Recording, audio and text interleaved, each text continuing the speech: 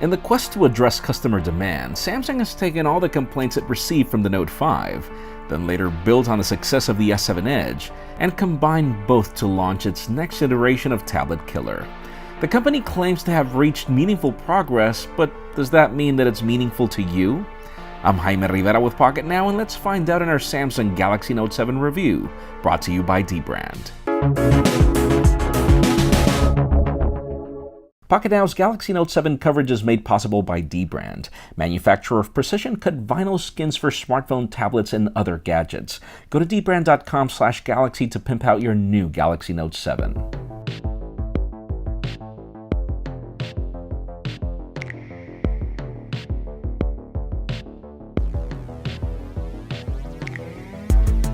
Following the trend that began last year, Samsung has brought all the look and the feel of the S lineup to the Note lineup, though this time with more added kick than just the stylus.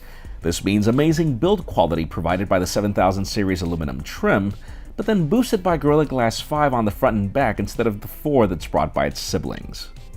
Instead of launching two phablets like last year, in 2016, the curves found their way back to the Note as an essential part of the gorgeous 5.7-inch Quad HD AMOLED display that brings this phone to life.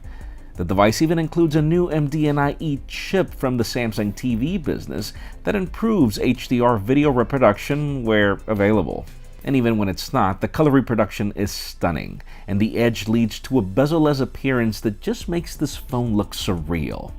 Samsung claims that the contour was specifically made to not affect the Wacom digitizer that enables the S Pen input, and that does hold true. The curves also extend to the back, and the trim is actually less pronounced than that of its siblings, so at times it feels like if you're holding a phone that's fully made of glass, even though that glass is also a fingerprint magnet. Those of you wondering why these curves are essential need to remember just how beefy the Galaxy Note 5 and the Galaxy Note 4 felt in the hand. The new Galaxy Note 7, by contrast, is just as large, but feels far more ergonomic. And the combination of elegant color options, along with the cliquiness of both the buttons and the S Pen, all point to a very premium product in every aspect. Now, where the Note 7 didn't grow to better its siblings is under the hood. We've got the same Snapdragon 820 or Exynos 8890 of the S7 lineup, along with the same 4 gigs of RAM.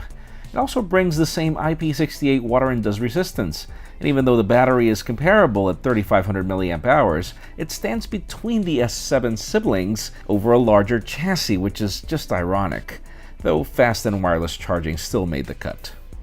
Improvements come with the new USB-C port, more of a standard, but not really an improvement to the fast charging that's included. The base storage is now 64 gigs and also expandable via microSD, addressing one of the biggest complaints of last year. But the coolest improvement that Samsung clearly perfected is this new iris scanner.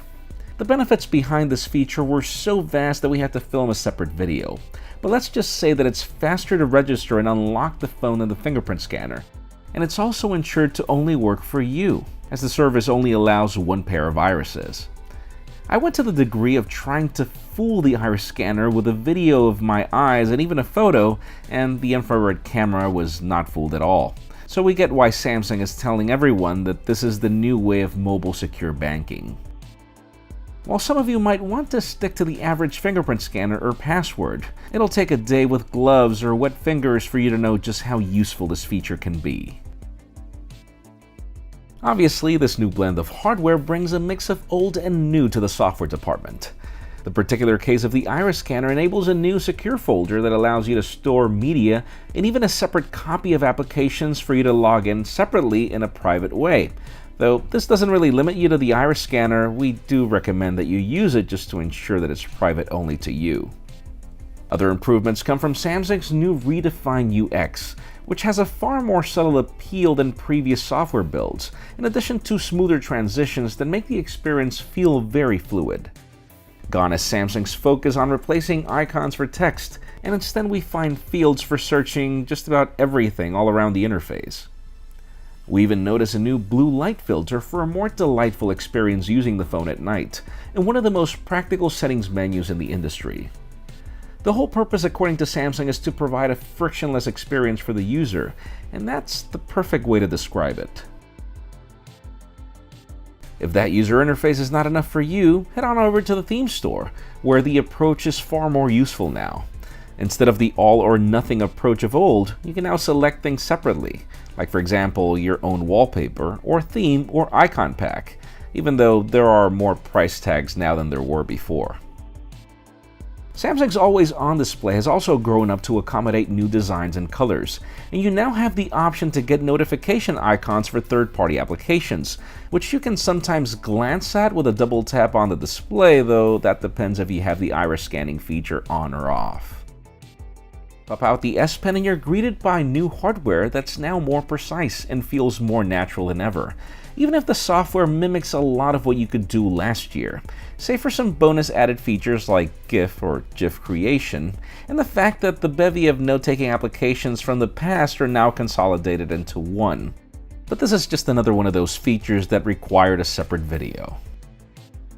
Slide from the right and you've got the exact same software features that you found on the S7 Edge, providing quick shortcuts for your favorite applications, contacts, tasks, useful tools, and a bevy of other Edge features that you can install or buy separately.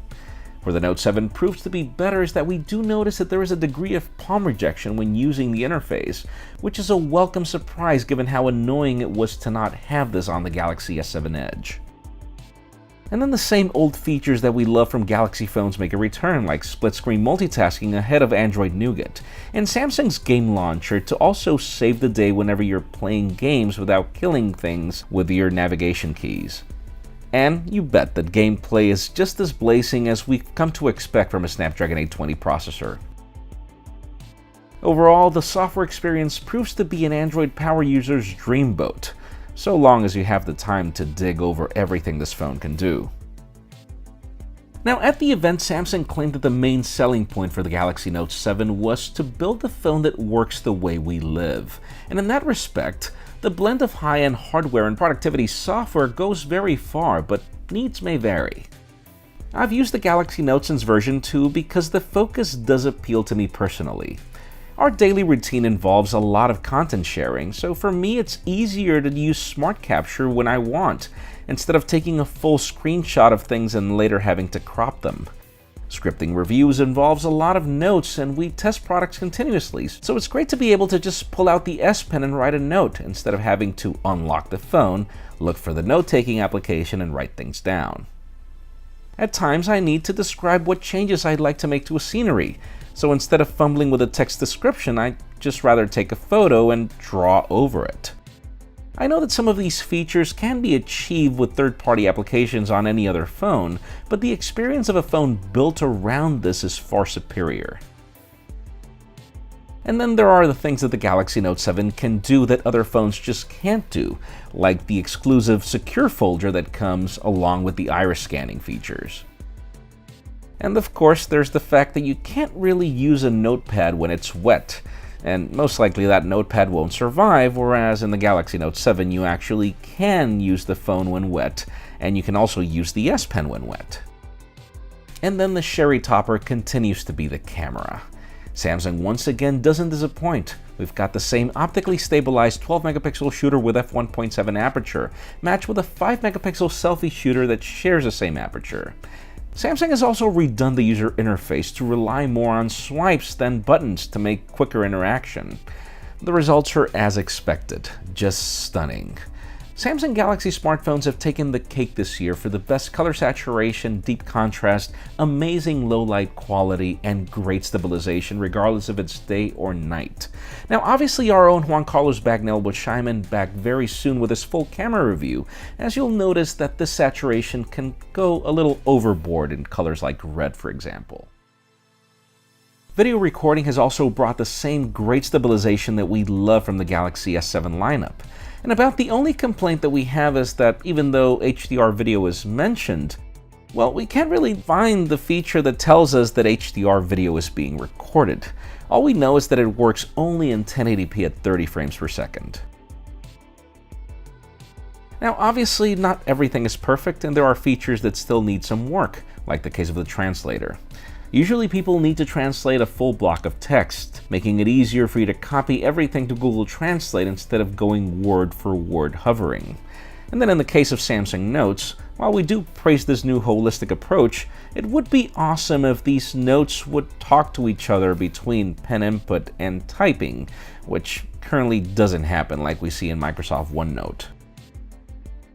And then there is the biggest caveat of what you'll need in order for a phone to replace a full notepad, and that's endurance. We've tested the Verizon Galaxy Note 7 for a week in New York City, and the results are average, giving us at most 4 hours of screen on time. Now, it could have to do with the fact that the Verizon network is not as powerful in the sector of Queens where I live, where I usually only get around 2 bars of signal at most. A clear example was through call quality, where it was a little spotty every now and then, even though data speeds were average on download and not that great at all on upload. And then something that was also surprising was a less powerful than expected speaker, which wasn't terrible by any means, but also not as strong as the S7 siblings. Thank you for your cash. It's time for a showdown. Again, the word average would be the best way to describe it. Still, for the small list of shortcomings, it's really hard to even consider comparing the Galaxy Note 7 against other smartphones. Sure, a round of comparisons will follow this review, as you know we do, but it's really hard to find another phone with this level of build quality, a camera this great, and a set of software features that can compete. About the only thing that we could say would hold anyone back is the hefty price tag. But then if you compare this phone to an iPhone 6s Plus at 64 gigs, or even the Galaxy S7 Edge, well, let's just say that once you do punch the numbers, you'll notice that the Galaxy Note 7 is on a league of its own, and where we could safely say that you're getting more for your money and the best of the best overall. This video was made possible by dbrand, the boss of vinyl skins for your smartphone, tablet, game console, and more. Whether it's carbon fiber, leather, wood, or concrete, there are dozens of combinations to choose from. For the most precise fit on your new Xbox One S or this new Galaxy Note 7, go to dbrand.com in the links down below. Folks, this is just one of many videos of the Galaxy Note 7. We've got a ton of videos already filmed and more to come, so make sure you follow us on social media. Hit that subscribe button down below for more videos like this one. You can also catch our videos on vessel.com/pocketnow, and follow me on Twitter, Jaime_Rivera, or on Instagram at Jaime Rivera. Please give this video a thumbs up if you like what you saw. I am Jaime Rivera. Thank you very much for watching. We'll see you on the next one.